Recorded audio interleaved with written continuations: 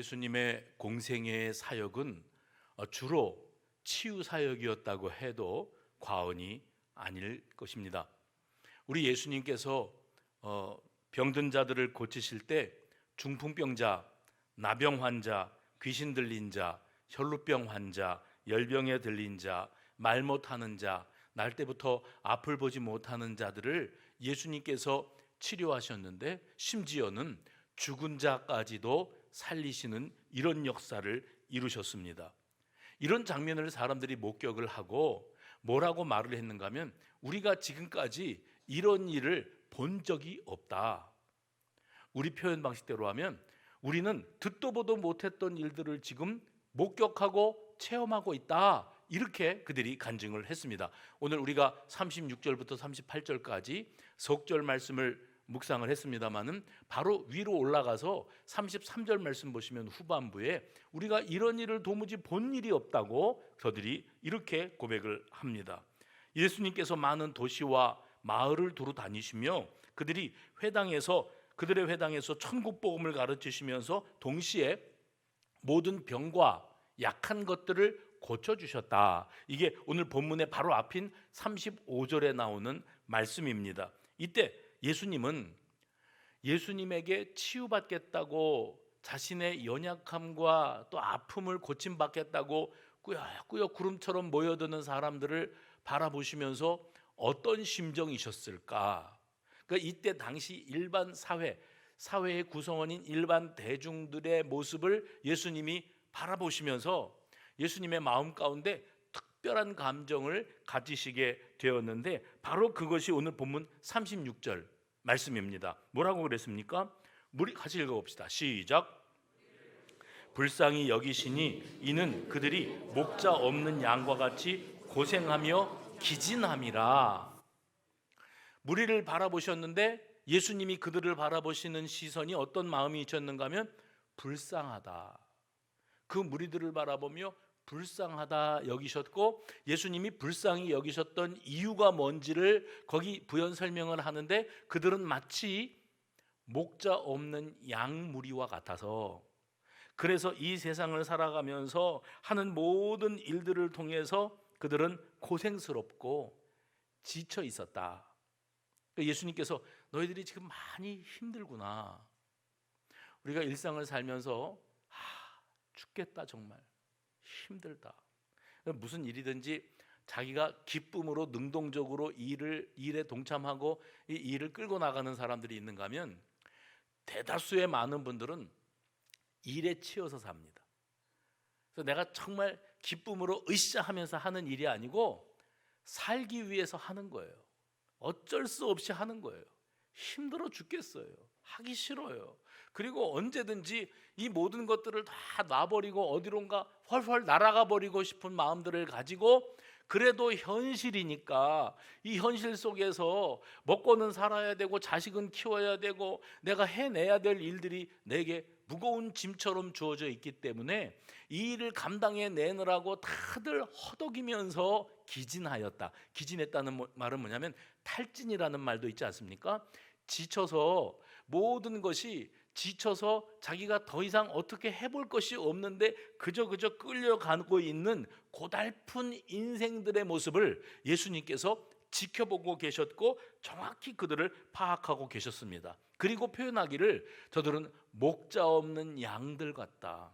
목자 없는 양은 갈 바를 알지 못하지요. 목자가 앞에서 쭉 이끌어 나가면 목자를 바라보면서 앞을 향해서 전진해 나가는데 목자가 없으니 이리 몰리고 저리 몰리고 그렇게 살아가는 것이 자기들에게 주어진 일상인 줄로 알고 살아가는 그 불쌍한 영혼들을 바라보고 계셨습니다. 우리 말이 참 한 단어를 가지고 다양한 의미와 뉘앙스를 포함한다는 특징이 있습니다. 때로는 우리 언어로는 표현이 되는데 다른 어떤 언어로도 표현이 안 되는 그런 내용들이 참 많이 있습니다. 제가 이 말씀을 오늘 묵상을 하면서 뭐가 자꾸 떠올랐는가 하면 거두다 해봅시다. 거두다. 눈물을 거두었다. 눈물을 거둔다 그러면 흐르는 눈물을 멈추고 닦아냈다는 거예요. 숨을 거두었다 그러면 숨을 거두다. 사람이 더 이상 호흡을 하지 아니하고 그리고 죽었다는 것을 뜻합니다. 승리를 거두었다. 그러면 이겨서 자기가 1등이 되든지 챔피언이 되기를 위해서, 승리자가 되기 위해서 뭔가 분발하고 최고의 노력을 다했는데 승리를 거두었다. 승리를 쟁취했다는 거예요. 내 것으로 만들어냈다는 겁니다. 또 곡식을 거두었다. 곡식을 거두었다는 말은 아시는 것처럼 그냥 추수했다는 뜻입니다. 그래서 이 거둔다는 말 한 마디만 가지고도 여러 가지 의미들로 다양하게 사용이 될 수 있는데, 우리 말이 가지고 있는 이 거두다의 의미 가운데 아주 특별한 게 한 가지 떠올랐어요. 그게 무엇이냐면 사람을 거두다. 여러분 그런 말 들어보신 적 있으시죠?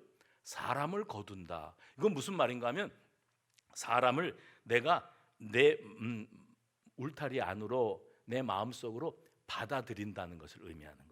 사람을 거두는 일, 이거 결코 쉽지 않은 일입니다. 그런데 저는 오늘 본문 말씀을 묵상하면서 모든 병과 모든 약한 것을 고치시는 예수님, 무리를 보시고 불쌍히 여기시고 그들의 목자 없는 양과 같이 고생하며 지친 모습을 바라보고 계시는 예수님, 그 예수님을 바라보면서 모든 인생들을 기꺼이 그 품 안으로 거두기를 원하시고 계시는, 아니 거두고 계시는 예수님의 이미지가 떠오르고 말았습니다. 더 나아가서서 예수님께서 거두셔야만 하는 이 불쌍한 인생들, 목자 없는 양과 같아서 유리방황하는 이 인생들, 삶이 너무 곤고하고 고생스러워서 자신도 모르는 사이에 힘들다, 이 소리가 절로 나오는 그런 사람들을, 그런 기진한 백성들을 바라보면서 예수님이 뭐라고 말씀하셨는가 하면 추수할 곡식들이다.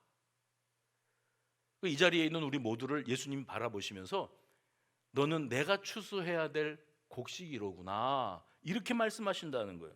누군가는 힘겹게 버티고 버티면서 살아가고 있고, 누군가는 아무것도 할 수가 없을 만큼의 완전한 탈진 상태에 빠지고 허우적거리고 살아가는데, 그들을 건져내거나 그들을 위로하거나 그들에게 소망을 안겨줄 누군가, 그 영혼을 불쌍히 여기고 그들을 거두어줄 누군가가 이 세상에 필요한데, 시간이 가면 갈수록 나를 좀 누군가 거두어줬으면, 나를 인정해주고 받아주고 이해해주고 공감해주고 위로해줄 수 있는 사람은 모두가 찾고 있는데, 내가 저 사람을 거두어야겠다, 저 사람을 찾아가서 친구가 되어주고 아픈 상처 어루만져주고 위에서 기도해주고 위로자가 되어줘야 되겠다, 이런 마음을 갖는 사람들은 점점점 사라지고 있는 겁니다.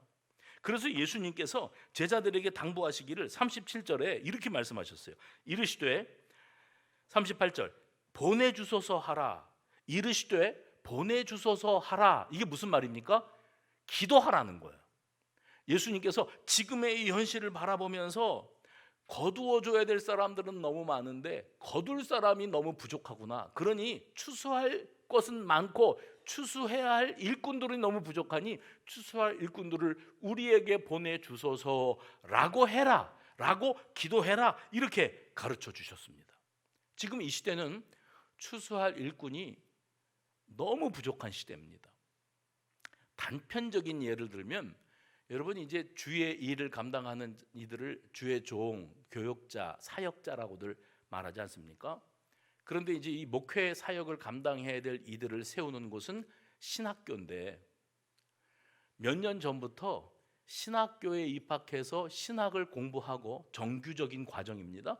신학을 공부하고 일정한 과정을 밟아서 목회자가 되고 복음을 증거하는 일에 자신의 젊음과 시간과 청춘과 에너지를 다 쏟아낼 만한 그런 사람들의 숫자가 확연히 줄어들어서 수년 전부터는 모든 신학교들마다 입학 정원을 못 채우는 겁니다. 심지어는 우리 교단 같은 경우에 양지에 신학대학원까지 있는데, 그 신학대학원을 마치고 그리고 강도사고시를 치르고 또 목사고시를 치루어서 목회자가 되는 과정입니다.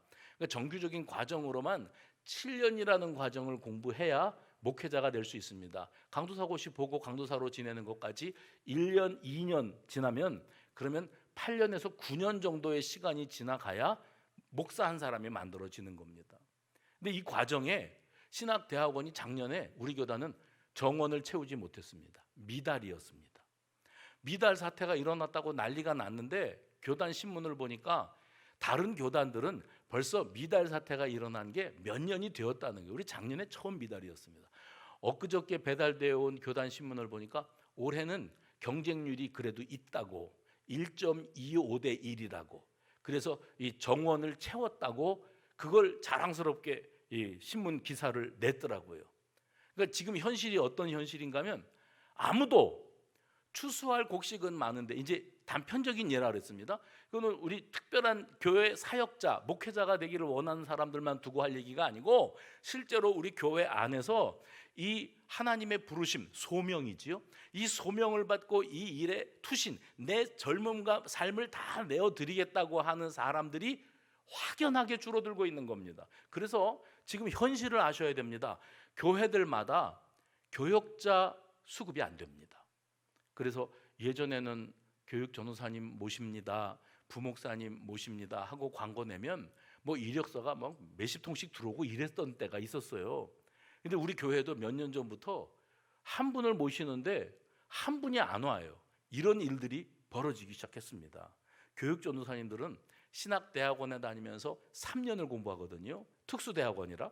이 3년 동안 목회학 석사 학위를 받기 위해서 공부하는 과정은 물론 신학이라고 하는 학문을 통과해서 내가 주의 종으로 쓰임받게 되어지는 과정의 일환이겠지만, 선배 입장에서 봤을 때 우리 후배들이 내 경험으로 쳤을 때는 이 신학대학원을 다니면서 3년 동안 교육전도사로 사역하는 일, 파트타임입니다. 주말에, 주중에 학교 기숙사에 있다가 주말에 금요일 저녁쯤 내려와서 뭐 지방 어디라도 자기가 사역하는 교회 가서 유치부, 유년부, 초등부, 중고등부 전도사님 역할을 하는 거예요. 설교도 하고 학생들 앞에서 아이들 신방도 하고 교사들 회의도 이끌어가고 행사도 치르고 이 일을 하고 주일 저녁에 다시 양지, 우리 신학대학원 있는 용인으로 들어가는 겁니다. 이런 생활들을 다 했거든요. 그런데 사실은 그렇게 해가지고 그 전도사님들이 받는 그 사례비는 아주 형편이 없겠지요. 한 달에 4번 정도 나와서 일하시는 거니까 사례비는 아주 형편이 없습니다. 그러니까 지금 우리 젊은 신학도들이 다 그런 건 아닌데, 이 목회 사역을 생계 수단으로 생각을 하면, 생계 수단, 내가 먹고 살기 위해서 이 일을 해야 된다 생각을 하면 이 일을 할 수 없는 겁니다. 목사님들을 모셔야 되는데 부목사님들을 한번 모시려고 하면 그분들이 생각할 때에 내가 부목사 생활을 해서 그래서 풀타임으로 아침에 출근해서 저녁에 퇴근하고, 우리 교회도 목사님들 계시지 않습니까? 그렇게 해서 교회에서 나를 먹여 살려주는데 먹고 살 수 있게 주느냐? 모든 교회들이 그걸 못 채워줍니다. 그래서 부목사님들도 모시기가 너무 힘들어요. 왜냐하면 생계 수단으로만 얘기를 하면 이래야 되거든요.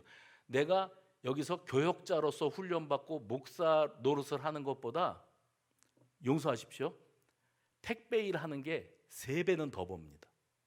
2배, 3배는 더 법니다. 그러니 교역자 수급이 되겠습니까? 너무 힘드니까, 생존이 안 되니까. 예전에는 소명, 사명으로 했습니다. 지금은 식구들이 딸려 있고 애들 교육도 시켜야 되고 공부도 해야 되고 여러 가지를 하면서 이 일을 감당해 나가기에 너무 형편이 없다는 거예요.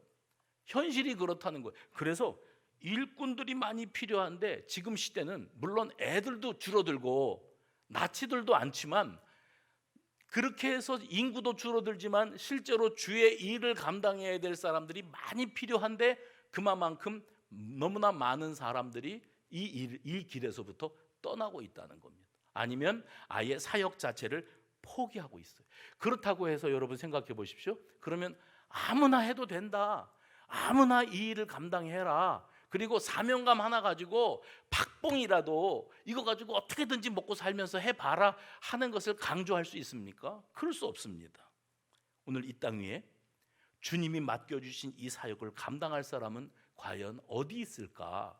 누가 이 일을 할까? 주님의 마음을 품고 사역할 사람은 어떤 사람이어야 될까? 우리가 얼른 생각할 때에 설교를 아주 잘하고 언변이 좋고 감화력이 있고 설득력이 있고 논리력까지 갖춘 탁월한 설교자를 필요로 하는 것일까? 독서량이 많아서 지식의 깊이가 아주 깊고 사려가 깊은 지혜로운 리더가 필요한 것일까? 주의 일을 감당하고자 할 때에 정말 리더십이 탁월해서 모든 사람들의 마음에 울컥 감동을 안겨주고 내가 저 리더십 아래서 열심히 한번 같이 섬겨보고 싶은 마음이 들 정도의 탁월한 리더십의 소유자일까? 저는 오늘 본문을 생각하면서 주님의 일을 감당할 수 있는 예수님 같은 일꾼, 추수할 일꾼입니다. 예수님 같은 일꾼이 되어지는 길은 어떤 길일까 하고 생각하다가 딱 한 가지 깨달았습니다. 그게 뭐냐면 일꾼의 조건은 다른 게 아니에요. 주의 일을 감당할 때 주의 일꾼의 조건은 다른 거 아니고 긍휼히 여기는 마음. 해봅시다.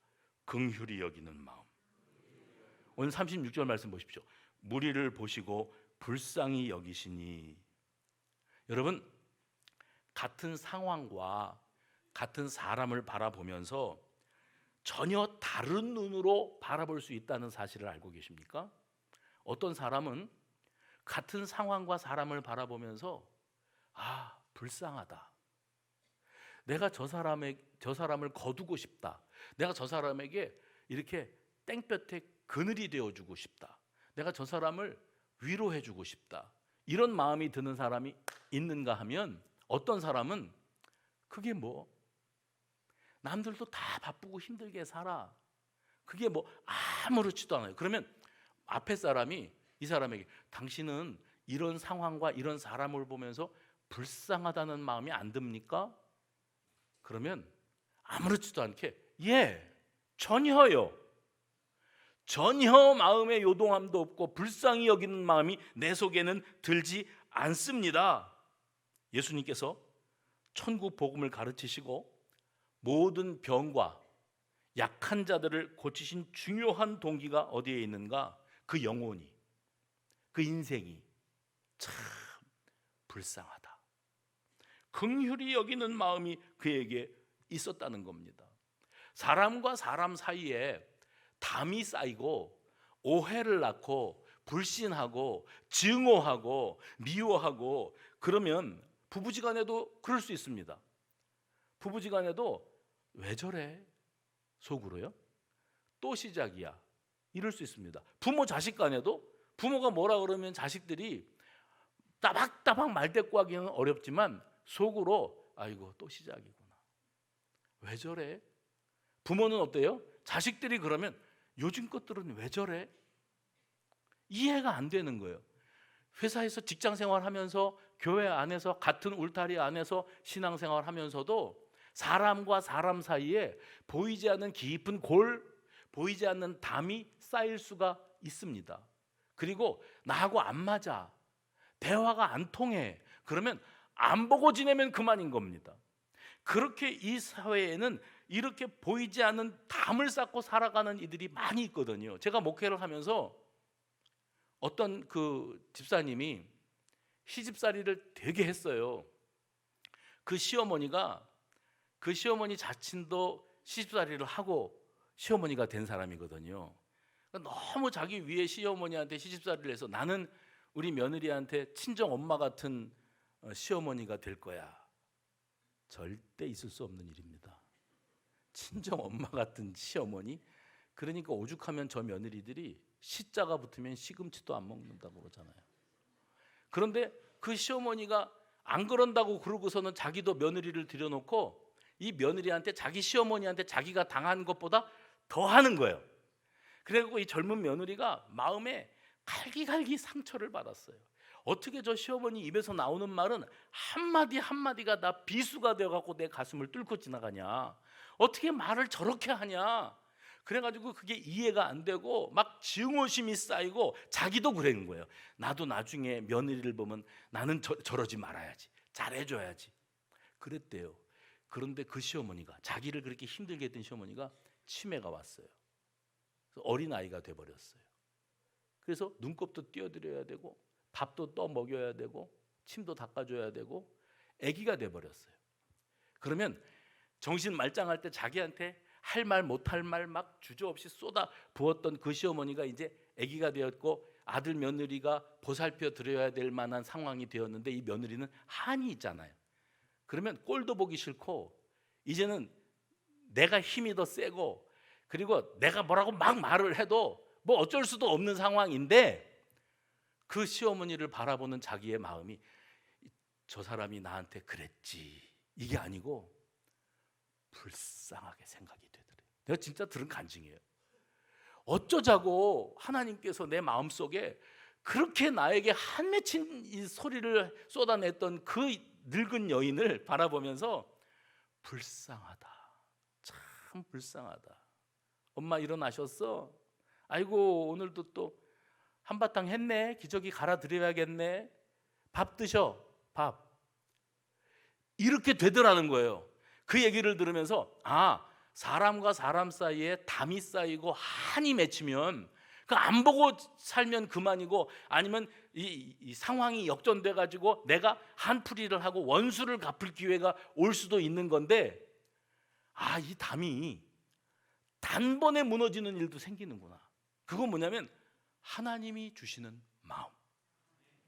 하나님이 주시는 마음. 내가 인간적으로 생각하면 도무지 그럴 수 없어요. 내가 노력을 해서 정말 사랑하려고 해봐야지 이렇게 안 돼요. 그런데 하나님께서 주시는 마음이 불쌍하다, 참 불쌍하다, 이 마음이 드니까 그 모든 것들이 다 한꺼번에 녹아내리더라는 간증을 들어본 적이 있어요.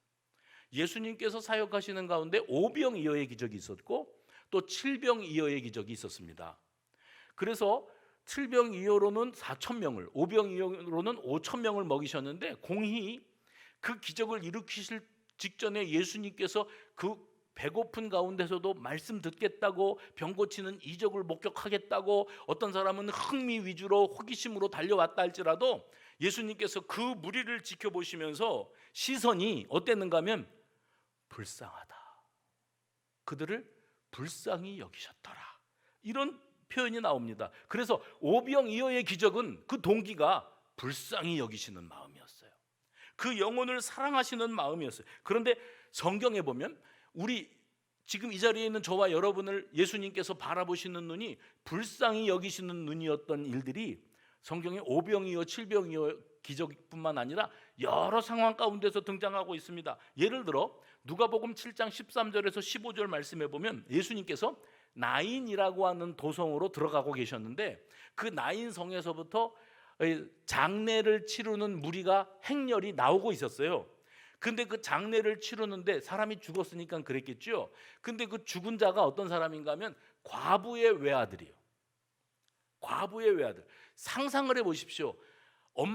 남편 잃고 호롤단신 남았는데 자식 하나 남겨두고 갔는데 이게 아들인데 집안의 대를 이을 아들이고 그리고 얼마나 귀하였겠습니까? 그러니 나갈 때마다 조심해라, 차 조심해라, 사람 조심해라, 건강 관리 잘해라 이러지 않았겠습니까? 그런데 그 아들이 왜 죽었는지 덜컹 죽었어요. 그러니까 이 어머니는 그 아들 하나 바라보고 의지하고 살아왔는데 그게 삶의 의미고 전부인데 그 아들이 죽었다. 그러면 이 어머니도 죽은 겁니다. 무슨 말씀인지 아십니까? 자식을 앞세운 엄마들은 가슴에다가 묻는다 그러잖아요. 남들이 말로 위로하는 걸로 이게 위로가 안 됩니다. 몸의 병이 나고 삶의 병이 나고 정신의 병이 나는 겁니다. 그런데 그 어머니가 정신이 쏙 빠지는 거지요. 하나밖에 없는 그 자식이 죽었으니 나도 같이 죽는 겁니다. 죽은 것이나 진배 없습니다. 그런데 이 장례 행렬에 뒤에 사람들이 많이 그 나인성 사람들이 함께 왔어요. 그 함께 하는 이유가 어딨냐면 이 어머니에게 이 아들이 어떤 의미인지를 그 동네 사람들이 누구보다 잘 알아요. 그런데 그 아들을 죽었으니 이 어머니가 얼마나 억장이 무너지고 억울하고 기가 막히겠는가를 생각해서 어떻게든지 위로가 해주고 싶었어요. 그래서 그 장례의 자리에 동참하고 있었습니다. 그래서 긴 행렬이 이루어지는데 13절 말씀 보면 이 누가복음 7장입니다. 13절 보면 주께서 과부를 보시고 어떻게 하셨대요? 불쌍히 여겨 뭐라고 하십니까? 울지 말라 하시고 관에 손을 대시며 청년아 내가 너에게 말하노니 일어나라 하매 그 죽었던 청년이 살아났다. 불쌍히 여기시는 마음. 죽은 자가 불쌍한 게 아니고 그 죽은 자를 앞세워야 되는 엄마가 너무 불쌍한 거예요. 동네 사람들도 다 그 마음 감정에 공감했는데 예수님께서 불쌍히 여기시고, 마태복음 20장 맨 마지막 장면에 보면 예수님께서 여리고성을 떠나가려고 하실 때 길가에 있던 맹인 두 사람이 예수님 지나가신다는 소리를 들었어요. 그 앞을 못 보니까 듣는 귀가 발달되는 거죠. 민감해지는 거죠. 예수님 지나가신다. 그 소리를 듣고 예수님이 어디서 어디로 지나시는지는 몰라요. 앞을 못 보니까. 그런데 그들이 냅다 소리를 질렀답니다. 다윗의 자손 예수여, 우리를 불쌍히 여기소서. 주변의 사람들이 큰일 날 소리 한다고 입 다물라고, 어디라고 여기서 지금 다윗의 자손을 찾느냐고. 왠지 아십니까? 이스라엘 백성들은 구약에서부터 계속 선지자들을 통하여 한 가지 약속을 받았어요. 그건 뭐냐면 이제 이 땅 위에 너희를 구하실 구원자 메시아가 오신다. 그런데 그 메시아는 다윗의 계통에서 태어나실 것이다. 그러니까 공공연하게 유대인들은 다윗의 자손, 그러면 우리를 구원할 구원자이신 그분이라고 알고 있어요. 그런데 그 소리를 서슬이 시포론 로마 정권의 압제하에 있으면서 다윗의 자손이라는 소리는 입에서 발설하면 안 되는 금기어였습니다. 그런데 이 맹인 두 사람이 예수님이 지나가신다는 소리를 듣고 다급한 마음에 예수님, 우리를 불쌍히 여겨주세요. 우리 좀 눈 좀 뜨게 해주세요. 이거를 어떻게 표현했냐면 다윗의 자손 예수여, 이렇게 표현을 해버렸습니다. 그러니까 사람들이 깜짝 놀란 겁니다. 지금 여기가 어디라고, 이 많은 사람들이 듣는 앞에서, 아니 여기 로마 병정들도 쭉 서 있구만, 저들이 듣는 데서 다윗의 자손을 찾아? 그건 너도 위험할 뿐만 아니라 예수님에게도 누가 될 일이야. 어디 그런 소리를 해. 그래 말렸단 말이죠. 그런데 예수님을 향하여 더 큰 소리로 다윗의 자손 예수여, 우리를 불쌍히 여기소서. 그랬더니 예수님께서 거기 마태복음 20장 34절에서 이렇게 말씀하셨어요. 예수께서 불쌍히 여기사 그들의 눈을 만지시니 곧 보게 되어 그들이 예수를 따르니라. 예수님께서 불쌍히 여기셨다.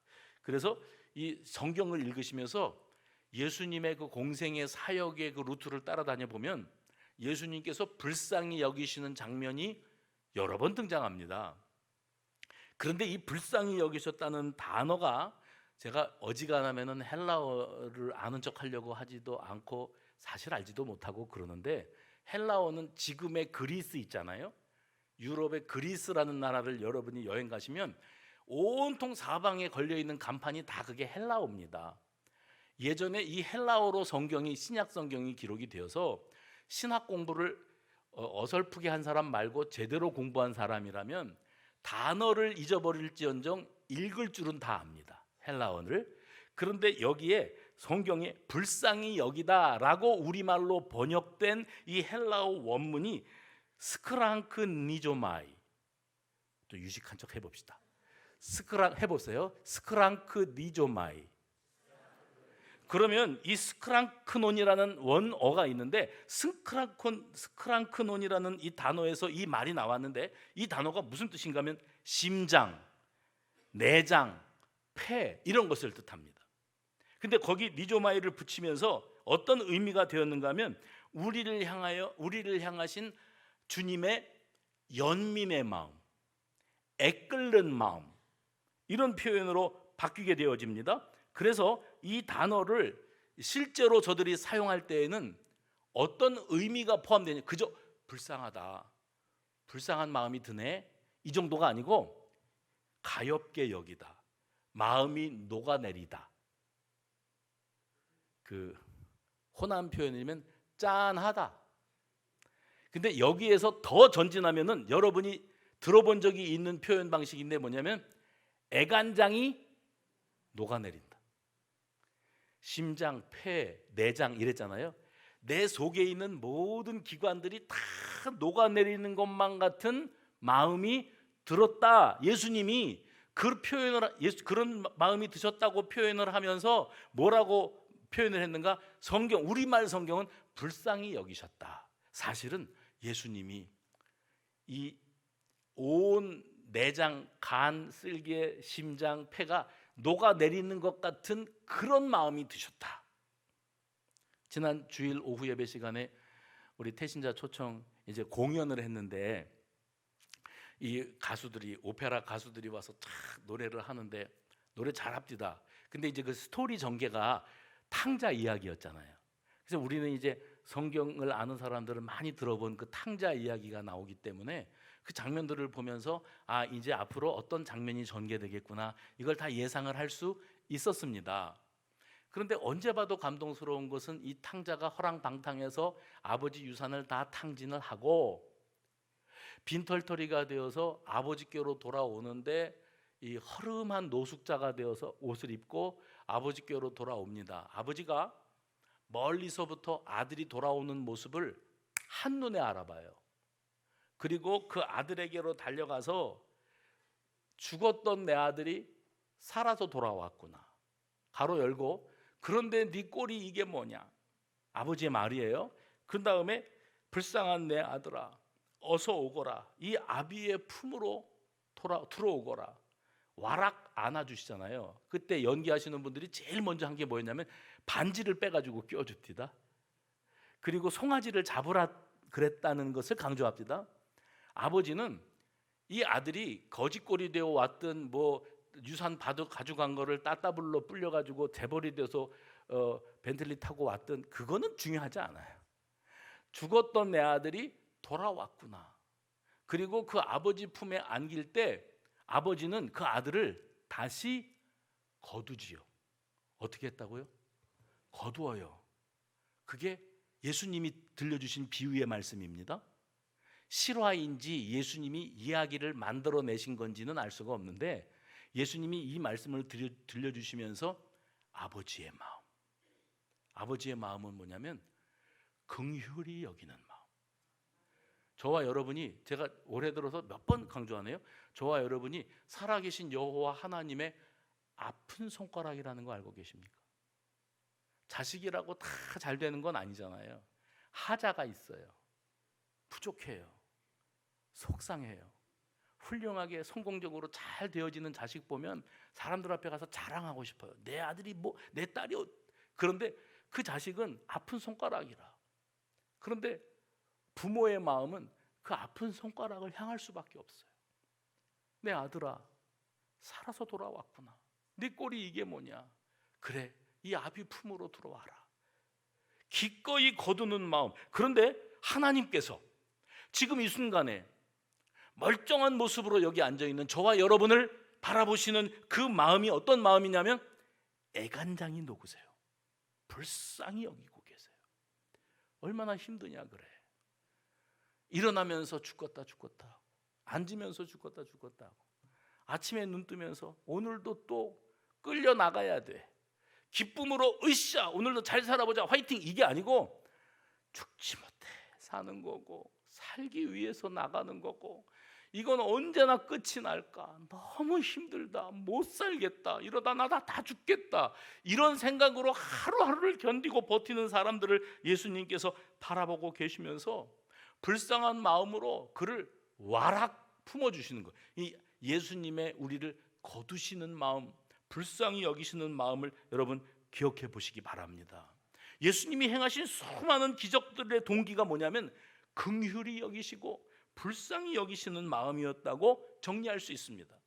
오늘 본문이 36절에서 38절이지만은 앞으로 올라가서 27절을 한번 보실 필요가 있어요. 저 좀 보세요. 마태복음 9장 말씀에 보시면 여기에 어떤 사건들이 등장하냐면 저 유명한 어떤 관리의 딸이 죽었다. 그래서 그 아버지가 그 딸을 살리기 위해서 예수님을 자기 집으로 모시고 가는데 12년 동안 혈루증을 앓던 여인이 예수님의 옷자락만 만져도 내 병이 낫겠다는 믿음으로 그 일을 실행에 옮겼고, 그래서 그 여인은 나음을 입었다. 죽었던 관리의 딸이 살아났다. 그리고 그 바로 뒤에가 뭐냐면 맹인이 따라오면서 소리 지르기를 다윗의 자손 예수여 나를 불쌍히 여기소서 이렇게 외쳤다. 27절이 바로 그 얘기입니다. 그렇게 되어 있고, 그때 예수님께서 그들에게 내가 능히 이 일을 행할 줄을 믿느냐? 뭐라고 말씀하신 거예요? 내가 너희들의 눈을 뜨게 해줄 거라고 너희들은 믿음이 있느냐? 그것이 믿어지느냐? 하고 말했을 때 그들이 뭐라 그러냐면 그러하오이다, 아멘, 이런 겁니다. 그러하오이다. 그랬더니 예수님이 내 믿음대로 되라. 그래서 그들의 눈이 밝아졌다. 이런 치유의 역사들이 일어났습니다. 그때에 예수님께서 그들에게 내가 너희들 눈뜨게 했다고 아무에게도 알리지 마라. 그런데 이 사람들이 워낙 유명한 맹인들이었기 때문에 사람들이 너 맹인이었는데 눈 떴네? 어떻게 눈 뜨게 된겨? 이래가지고 이 사람들이 예수님이 자기들을 눈 뜨게 했다는 것이 의도하지 않았어도 널리 소문이 퍼지게 되고 말았습니다. 그때에 예수님께서 오늘 본문 앞에 등장하는 장면이죠. 무리를 여태까지는 마태복음 9장에 불쌍히 여겨 주옵소서만 있는 거예요. 뭐 혈루증을 앓던 여인도, 죽은 딸을 살리기 원하는 관리도, 이 맹인도 다 불쌍히 여겨 주옵소서만 있다가 오늘 36절 본문으로 들어오면서 처음으로 무리를 보시고 불쌍히 여기시더니 이렇게 되어 있습니다. 그 다음에 예수님이 뭐라고 하셨어요? 추수할 일꾼들을 보내어 주소서 하라, 기도하라는 말씀이라고 그랬어요. 이렇게 오늘 본문이 마무리가 되어집니다. 죄에 허덕이면서 진정한 자유를 박탈당한 채 눌림 가운데 한숨 짓고 하루하루 죽을 뚱살뚱 살아가고 있는 그 영혼들을 예수님이 보고 계십니다. 이때 당시 사회상을 생각하면 예수님 바라보고 계시는 그 모든 사람들이 다 딱한 사람들이에요. 그렇다고 2023년도 11월 달을 살고 있는 수성교회와 앉아있는 여러분들을 예수님이 바라보실 때 저와 여러분도 우리 주님 보실 때에는 참 딱한 사람들이에요. 불쌍히 여기시더라. 동시에 예수님께서 말씀하시기를 너희들은 다 불쌍한데 나 말고, 예수 말고 너희들을 불쌍히 여길 사람은 너무 없구나. 그러니까 추수할 곡식은 많고 추수할 일꾼이 너무 없는 겁니다, 우리 시대. 그래서 예수님 우리에게 뭐라고 말씀하시냐면 너희가 불쌍히 여김의 대상이 될 뿐만 아니라 누군가를 바라볼 때 그도 참 불쌍한 사람이구나. 저 인간 또 왜 저래? 이게 아니고 참 불쌍한 사람이구나. 내가 품어줘야 될 사람, 내가 거둬야 될 사람, 내가 용서해야 될 사람, 내가 위로해야 될 사람, 아멘이 나올 때까지 내가 긍휼히 여겨야 될 사람, 내가 품어줘야 될 사람이로구나. 이런 마음이 너희들에게 있어야 되지 않겠냐. 나는 너희들을 보면 다 불쌍해. 근데 너희들은 너희들끼리 불쌍하지가 않아. 예수님이 주기도문을 가르쳐 주셨지 않습니까? 기도를 할 때 이렇게 기도해라고 가르쳐 주실 때 우리에게 일용할 양식을 주옵소서라고 기도해라. 우리를 시험에 들게 하지 마옵소서라고 기도해라. 우리를 악에서 구하옵소서라고 기도해라 가르쳐 주셨거든요. 그런데 예수님이 가르쳐 주신 기도문에 들어있지 않지만 오늘 본문에 예수님이 우리에게 뭐라고 기도하라고 가르쳐 주셨는가 하면 해봅시다. 추수할 일꾼을 보내주소서. 추수할 일꾼을 보내주소서라고 기도해라 말씀하고 계시는 겁니다. 지금 이 시대는 추수할 곡식은 너무 많은데 추수할 일꾼이 너무 부족한 시대입니다. 왜 추수할 일꾼이 많이 필요합니까? 목자 없는 양과 같이 유리방황하는 영혼들이 우리 주변에 너무 많기 때문입니다. 그들을 불쌍히 여기시는 주님의 심장을 품고 그들을 향하여 다가서서 그들을 품어주고 그들을 거둬들일 만한 사람이 많이 일어나야 된다는 거예요. 선교사는 선교지에 있어서 사역을 하지요. 이방 나라에 가서 피부 색깔도 다르고 언어도 다르고 문화도 다른 사람들과 어울리면서 그들과 삶을 공유하면서 그들에게 복음을 전하지 않습니까? 우리는 비행기 타고 외국에 나가서 하는 그런 전문 선교사가 아니라고 할지라도 생활 선교사 해봅시다. 생활 선교사, 나의 삶의 자리에서 그 영혼을 바라보면서 가족이든지 이웃이든지 직장 동료든지 같은 교회를 다니는 사람이든지 내가 알고 지내는 누구든지 그를 바라볼 때 너는 그러고 사는 인간이구나, 나는 이러고 살아, 이렇게 따로따로가 아니라 그를 바라볼 때 예수님이 그를 어떤 눈으로 보고 불쌍히 여기시는 마음, 불쌍히 여기시는 마음. 그런 영혼들을 거둘 수 있는 마음의 감동이 우리 가운데 있어야 됩니다. 교회가 점점 감동이 사라져요. 봉사하고자 하는 마음들이 없어요. 어지간하면 다 돈 들여서 사람 사다가 일하지. 나중에 이 한국 교회가 어디로 갈라는지 모르겠어요. 힘든 건 하지 맙시다. 힘들어. 현실적으로 물가도 비싸고 뭣도 어떻고 하지 맙시다. 다 하지 맙시다. 지금 다 하지 말자는 건 아니지만 하나 무너져 내리다 보면 그 지지난주에 다녀간 그 수원시장님이 자기가 다니는 교회는 우리 교회에서 밥 드시고 하는 소리가 자기가 다니는 교회는 국수를 주는데 3,000원에 판대요. 수성교회 왔더니 고기가 들어있는 반찬을 공짜로 준대요. 정말 좋은 교회래요. 그러니까 말씀에 은혜 받았다는 소리 한마디도 못 들어봤어요. 밥을 공짜로 주는 교회가 수원 장안에 있다는 사실이 놀랍기만 합니다. 이럽디다 수원시장님이. 그렇죠. 그런데 정말 중요한 것은 그 일을 누가 합니까? 봉사위원들이 합니다. 봉사자들이 조편성을 해서. 그런데 우리 성도들이 와서 예배드리고 오후 예배까지 드리려면 식사하고 가셔야 되는데 식사하고 좀 쉬었다가 오후 예배드리고 그리고 집으로 돌아가는데 굶길 수는 없잖아요. 예수님도 그러셨잖아요. 너희가 먹을 것을 주어라. 어디 나가서 사 먹고 올 게 아니라 우리 성도들이 한 끼라도 맛있게 든든하게 드실 수 있도록. 그러려면 주중에 나와서 김치도 담가야 돼요. 아니 김치 요새는 사다가 해요. 그리고 반찬 사다가 또 버무려서 만들어서 해요. 음식 만들어서 준비해요. 오늘도 올라가면은 고기 기다리고 있어요.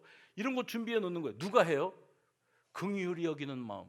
야, 이걸 먹으면서 우리 성도들이 깔깔대고 웃으면서 마주 앉아서 대화도 하고 서로 친구들끼리 마주 앉아서 저기 바깥에 화단 앞에 나가서 야외에서도 밥 먹고 얼마나 좋으냐. 이거를 누군가는 해야 되는데 내가 이거 하니까 저들을 생각하는 마음이 애틋하고 또 긍휼히 여기는 마음이 생기고 너무너무 사랑하는 마음으로 내가 이거 자원봉사 너무 기쁘다. 이렇게 가야지 정상이에요. 추수할 것은 많은데 추수할 일꾼이 부족하다니까요. 아니 어떤 분이 그래요. 수성교회는 뭐 사람이 많고 뭐가 많아요. 사람이 많으니까 일꾼이 너무 많을 테니까 나 같은 사람은 뭐 할 줄은 알지만 뭐 나는 조용히 지내신대. 제가 속으로 그래서 잘났어. 아니에요. 사람은 항상 부족해요. 항상 부족해요. 오케스트라 부족해요. 성가대 빈자리가 많이 부족해요. 여러분 남성 합창단 부족해요. 다 부족합니다. 다 일어나서 우리가 하나님, 내가 사람들에게 이 긍휼히 여기는 마음을 이런 헌신과 봉사로 표현하고자 합니다. 이 세상을 바라보면 자기 고집대로 살고 물질 욕심에 쾌락주의에 매몰되어서 살아가는 그 영혼들을 바라보면서 아, 저 사람은 저러고 살다 갈라는가 보다. 이게 아니고 불쌍히 여기는 마음, 예수님의 마음, 긍휼히 여기는 마음, 방황하는 청소년들, 경제적으로 힘겨운 청년들 불쌍히 여기는 마음. 목회자가 자기 양떼에게 서운하고 양무리한테 실망하고 답답한 마음이 있으면 결코 목자의 길을 걸을 수가 없습니다. 그러다가 문득 아유 왜들 또 저럴까 그러다가 아직 뭘 몰라서 아직 미숙해서 그러니 내 생각과 내 말이 절대적인 것처럼 표현하는 것뿐이지 이런 마음이 들면 섭섭한 마음은 사라지고 자기가 어느덧 추수할 일꾼이 되는 겁니다. 양무리들은 목회자에 대해서 늘 좋은 감정만 품겠습니까? 아쉽고 섭섭하고 참 서운한 마음 들지요. 인사도 제대로 안 받아주고 눈빛만 봐도 냉랭하고 그러면 마음에 상처가 됩니다. 그런데 참 저 목사도 알고 보면 불쌍한 사람이다. 눈빛이 안 그런 것 같아요? 불쌍한 사람이다. 저 이 목회를 홀로 짊어지고서 할 말 못할 말 다 들으면서 속으로 꾹꾹 삼키면서 가는 세월이 참 저 사람도 알고 보면 불쌍한 사람이다. 그러면 긍휼히 여기는 마음이 드는 거예요. 예수님께서 가는 곳마다 병 고치시는 이적과 말씀을 가르쳐 주셨는데 그들을 향하여 불쌍히 여기시니 이는 그들이 목자 없는 양같이 고생하며 기진함이라. 탈진됐어요. 힘이 쭉 빠졌어요. 여러분 TV 뉴스 전에 나오는 광고를 보시면 매번 나오는 장면입니다. 뭐냐면 이 물을 먹어도 될까? 흙탕물이에요. 맑은 기운이 전혀 없는데 뗏물이 꾸정물이 잔뜩 묻은 플라스틱 통 깨진 걸로 그 물을 퍼서 저걸 정말 설마 마셔도 돼? 그거 마시면 병균이 뱃속에 들어가. 너 아파. 먹으면 안 돼. 그거 알면서도 이 물을 마셔야 되는 아이들이 있습니다.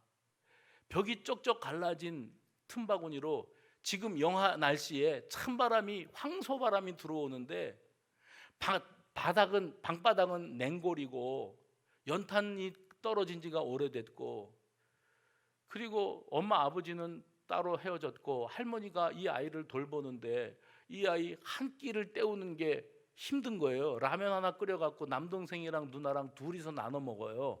아니 그런 거 광고에서 못 보셨습니까? 저 아프리카 어떤 나라에서는 애들이 굶주림에 죽어가고 있고, 이거 알약 하나만 있으면 저 병이 낫는다는데 그거 알약 하나 먹을 돈도 없어서 죽어가고 있다고. 그런 이야기.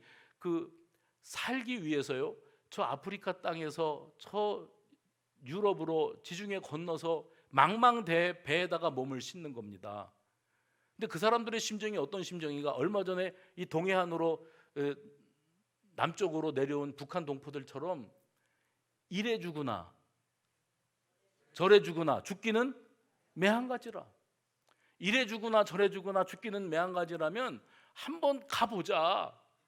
거기 가서 다 죽더라도 나 하나 기적적으로 살아남으면 그러면 거기서 뭔가 방법이 있겠지. 여기서는 답이 안 나와.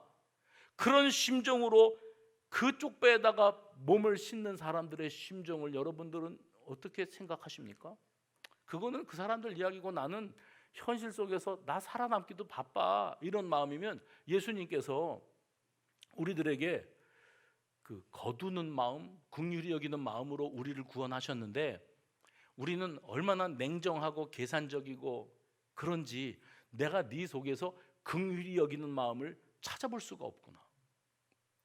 여러분, 저는 이번에 알았는데 뭐가 있냐면 뉴스 보도에 신문사에 신문 기자들이 보도 사진을 내는데 모든 신문사, 메이저 그렇지 않은 모든 신문사를 통틀어서 이달의 사진, 보도 사진을 선정을 하는데 9월 달에 선정된 보도 사진이 뭐였는가 하면 경기일보 기자가 안산에서 찍은 사진 한 장이었습니다. 그 사진은 어떤 장면이었는가 하면 장보고 오는 여인이 비닐봉다리하고 한 손에 핸드폰을 들고 한 손으로 우산을 받치는데 폭우가 쏟아져요. 그러고서 집에 오는데 할아버지가 리아카를 밀고, 폐지 주는 할아버지가 리아카를 밀고 가는데 비를 쫄딱 맞고 걸어가시는 거예요. 근데 이분이 이 우산을 저 방송실에서 뭔가 좀 찾아서 이제서 그러니까 정신을 좀 차리고 앉아 계셔요. 우산을 이렇게 그 할아버지한테 씌우고서 가는데 우산이 손바닥만 해요. 자기가 이 왼쪽 머리, 어깨, 온몸이 펑 젖는 겁니다. 장보고 온 거에도 비닐봉다리 안으로 물이 들어가는데 이 할아버지를 이렇게 우산 씌워서 1km 이상을 걸어갔대요. 사진 기자가 우연히 안산에서 이 장면을 목격해가지고 뒤에서 찍고 앞에서 찍었어요. 그래서 이 보도 사진이 9월 달에 최고의 사진으로 선정이 되었답니다. 그래서 굉장히 사람들의 심금을 울리는 그런 사진이었어요. 또 그 다음 주간인가는 분당에서 동사무소에 선글라스를 낀 어떤 여인이 쇼핑백을 하나 사회복지과 테이블 위에다가 이 단 위에다가 올려놓고 어려운 사람들에게 좀 나눠주세요. 그리고 가서 이 직원이 바쁘니까 어려운 사람들에게 나눠주세요 하면서 두고 가는 게 가끔 있대요. 라면도 들어있고 과자, 빵도 들어있고 옷도 들어있고 그렇대요. 그래서 그런 건 줄로 알고 간 다음에 한참 있다가 나중에 열어봤더니 현금으로 5천만 원. 놀래지도 않네. 현금으로 5천만 원이 들어있는데 거기 편지 조각이 한 장이 들어있었는데 나는 교회 다니는 사람인데 너무 어렵게 힘들게 이 돈을 그동안 모았습니다. 누군가에게 이것이 도움이 될 수 있다면 전해주세요. 그렇게 써 있었대요. 그분을 찾지 못했어요. 그런데 이 기자가 아까 그 우산 씌워준 여인이 누군가를 기어이 찾아냈어요. 근데 이 여인도 안산에 있는 이름만 대면 알만한 큰 교회 집사님이셔요. 이분이 이 사진을 올리고선 이 사연을 좀 보도하고 싶다 그랬더니 취재 거부. 나는 교회 다니는 사람인데 이건 아무 일도 아니라고. 아니 할아버지 우산 씌워진 게 뭐 그렇게 대단한 일이라고 그거를 사진을 찍고 그 보도를 하겠다고 그러냐고. 내가 오히려 부끄러워지는 일이라고. 그런 거 신문에 내지 말아달라고. 그러고서는 사라졌대요. 추수할 곳은 많고 추수할 일꾼이 부족하답니다. 지금 우리 시대에 나 하나 먹고 살기도 바쁘고 그냥 돌아서면 앉으면 일어나면 아이고 죽겠다 너무 힘들어요. 예수님 당시의 사회상을 바라보시고 거기 살아가는 인생 군락을 쳐다보면서 저들을 보시면서 어떤 마음이냐면 애간장이 녹으셨대요. 그냥 아유 불쌍하다 이 정도가 아니라 애간장이 녹으셨대요. 죽었던 아들이 돌아오는 것을 와락 품에 끌어안으면서 죽었던 내 아들이 돌아왔구나, 잘 돌아왔다 눈물이 뚝뚝 떨어지면서 그 아들보다 더 많이 울면서 고맙다, 살아 돌아와줘서 고맙다, 거짓골이면 어떻고, 이렇게 품어주시는 아비의 그 애간장이 녹는 마음, 그 마음이 주님의 마음인데 주님은 말씀하시는 거예요. 이 마음 같은 사람을 찾아볼 수가 없구나.